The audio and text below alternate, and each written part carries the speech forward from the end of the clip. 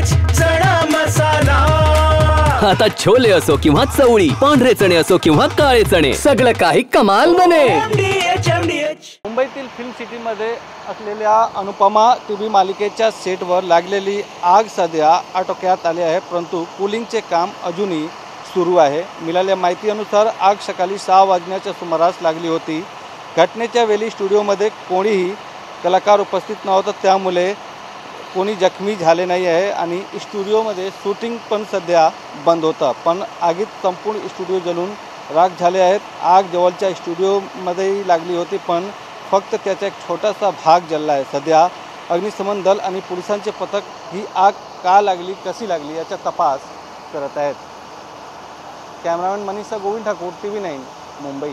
वाह, काय आता मिळाली का चव? होय तर आता मिळाली खरी चव। MDH चंकी चाट मसाला, जीवनाला खऱ्या चवीचे रंग। असली मसाले साथ सच MDH।